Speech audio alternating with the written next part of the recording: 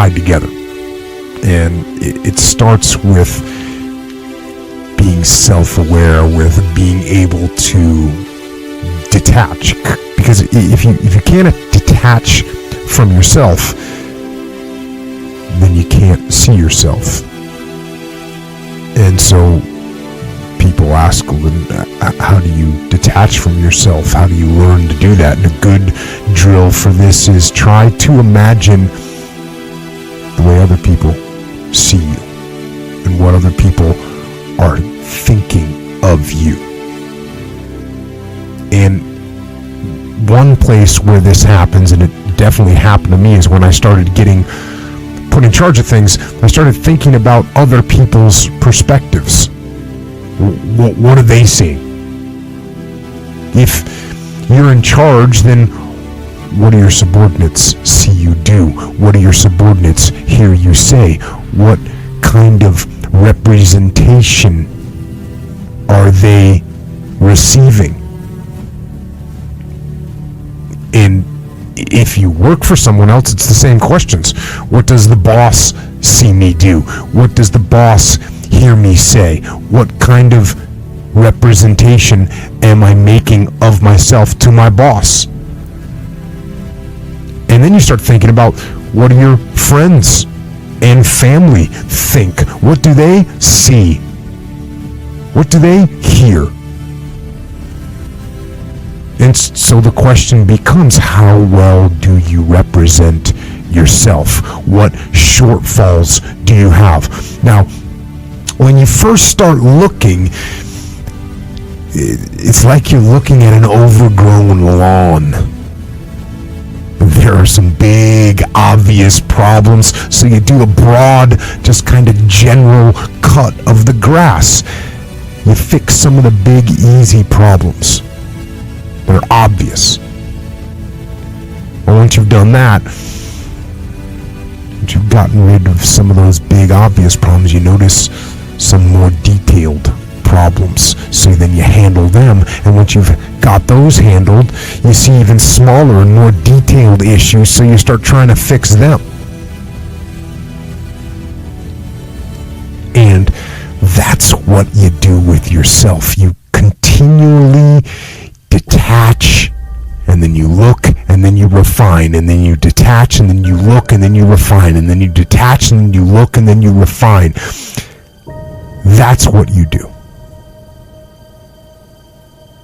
That's how you get better. And that process doesn't stop. It can't stop, because if you stop refining, then the weeds grow back, and the next thing you know, you can't see yourself anymore. And when you can't see yourself anymore, when you stop looking at yourself, then you accept anything. And that's wrong.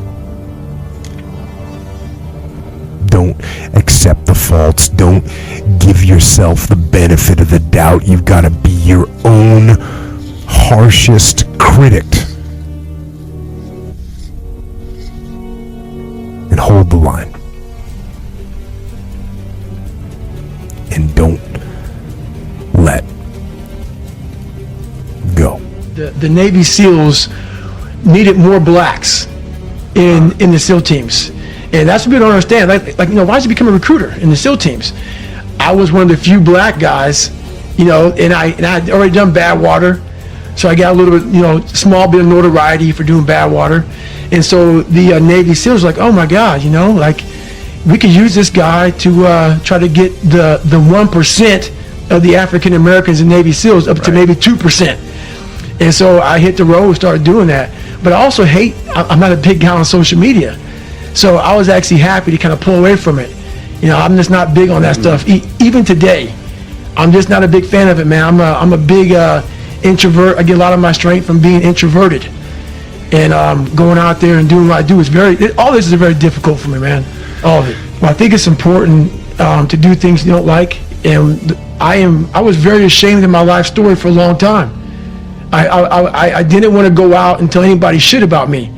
So that's why I had two people. I created one David Goggins and one Goggins. Right. And I didn't want people to know that I had all these issues. But after a while, people start to give you these different taglines. Like, you're superhuman, you're amazing. I'm like, you fuckers don't know anything about me, man. Like, I'm this insecure kid. And I started realizing there's a lot of people out here who are going through a lot of problems that I once tapped into. I had a whole bunch of issues growing up. And, I felt compelled to this, you know what? You got to start sharing this stuff, man, because people see where you're at today. They see where you're at today. They see the man you are today, this hard, rock hard human being. Show these people where you come from. But I'm amazed at what a human being can actually do. So when I start talking to myself in the third person, it's strictly because I know that I literally made this human being out of just like a whole bunch of scraps. And I wasn't, I wasn't a mechanic. I wasn't a carpenter, so I didn't know how to do any of this shit. I wasn't trained in how to build a human being from nothing. Like, my mom didn't train me, my dad didn't train me, life didn't train me. Well, life did train me. Yeah. Life did train me, correction. And I started putting this scrap metal together.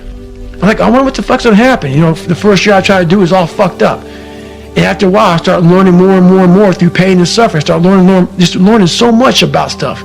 Before I knew it, man, I built this beautiful car. I'm like, how the fuck did I do that? And I knew how, and I know how to do it because I have all the tools. Through all the failure I went through trying to build this person who's Goggins. The one thing that made me who I am today is being vulnerable.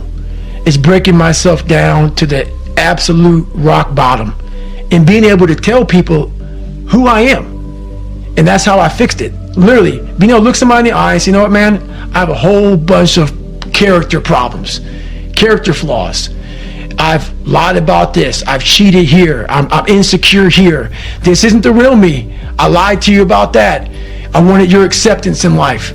All those things happen, but the thing about it is that we get judged so quickly about who we are. We don't know. We don't go to where it happened.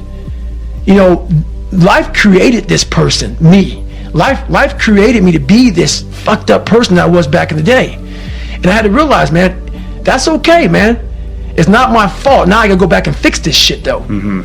So a lot of this isn't your fault, why you do some things you do, why you feel the way you feel. But no one's coming back to save your ass. You have to go back to where the shit started, wherever that place is for everybody, and have the courage to go back there and start fixing what broke you. And that's when I was like, hey, I'm fucked up. I'm gonna go back and fix this.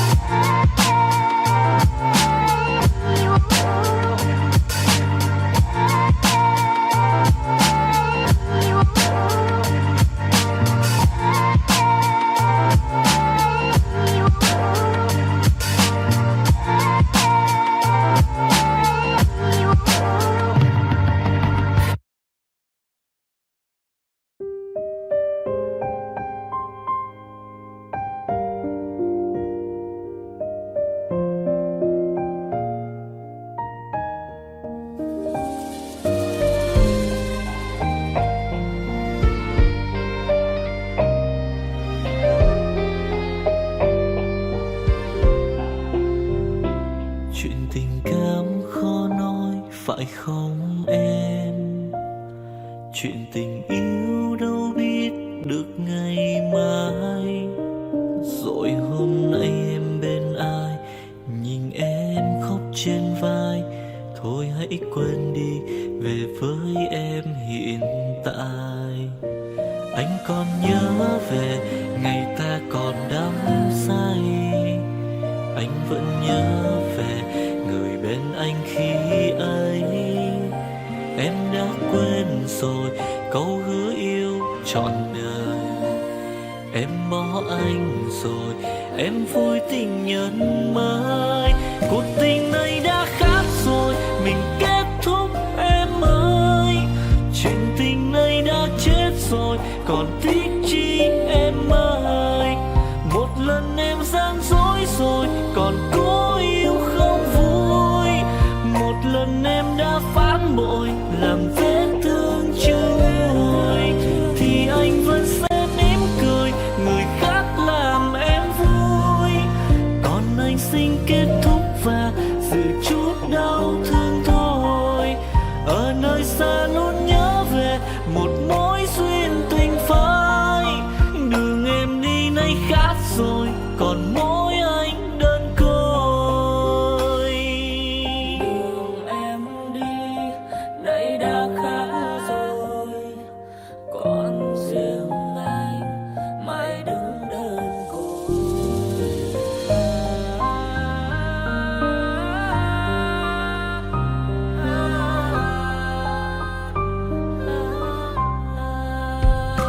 Anh còn nhớ về ngày ta còn đắm say. Anh vẫn nhớ về người bên anh khi ấy. Em đã quên rồi câu hứa yêu trọn đời. Em bỏ anh rồi, em vui tình nhân mới. Cuộc tình này đã khác rồi, mình kết thúc em ơi. Chuyện tình này đã chết rồi, còn tiếc chi em ơi. Một lần em gian dối rồi, còn cố yêu không vui. Một lần em đã phản bội, làm vết thương chưa nguôi. Thì anh vẫn sẽ mỉm cười, người khác làm em vui. Còn anh xin kết thúc và giữ chút đau thương thôi. Ở nơi xa luôn nhớ về một mối duyên tình phai. Đường em đi nay khác rồi, còn mỗi anh đơn côi. Cuộc tình này đã khác rồi, mình kết thúc em ơi.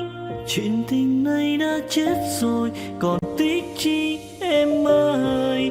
Một lần em gian dối rồi, còn cố yêu đâu vui. Một lần em đã phản bội, làm vết thương chưa nguôi. Thì anh vẫn sẽ mỉm cười, người khác làm em vui.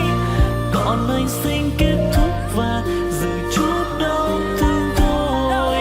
Ở nơi xa luôn nhớ về một mối duyên tình phai.